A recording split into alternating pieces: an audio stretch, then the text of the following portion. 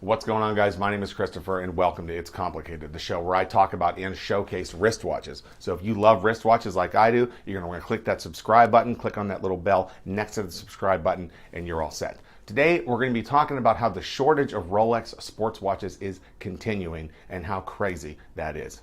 Here we go.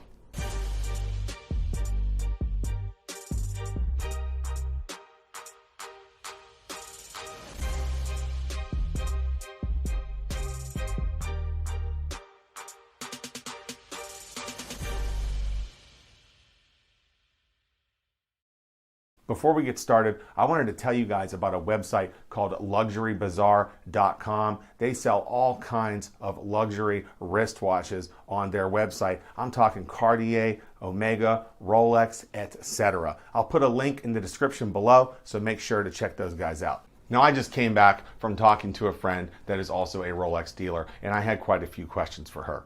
Now, one of the questions I asked her, and I was watching a guy in here, and I'll give him a big shout out, Paul Thorpe.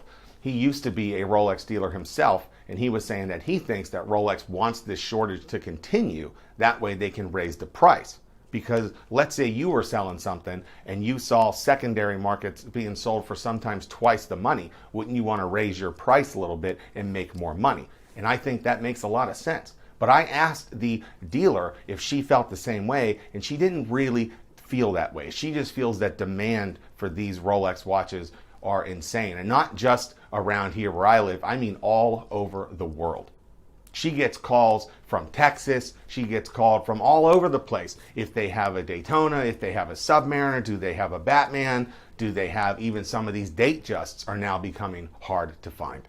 And then you got some dealers who are getting nasty with people because they're just so sick of getting the same phone call every day. They come in and, all the sports watches that they have, they're all being sold to their special customers. And you're getting all these phone calls, doctors, etc., calling people from Texas, calling people from California, saying, hey, I'll pay you a little extra and I'll drive out there, etc., and they're just not getting it done. So they're probably frustrated from just getting all these phone calls. I mean, you guys got to remember, I even offered the owner of one of the authorized dealers around here an extra $1,000 to sell me one of these watches, and he was just like, no, that's not how it works. I got to be a better customer there. Demand is just increased for these Rolex watches, and it's more than it was even a year ago. Let's look at some of these prices real quick, and I'll explain what I mean.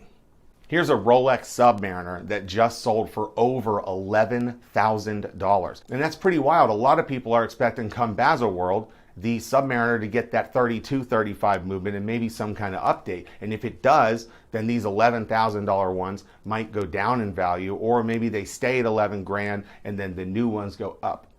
Here's a Rolex Hulk that sold for just under $14,000. I mean, that is pretty nuts. I believe the last time I looked at these prices, I think the Hulk was selling for 13, or maybe a little over 12, and now it's selling for almost 14.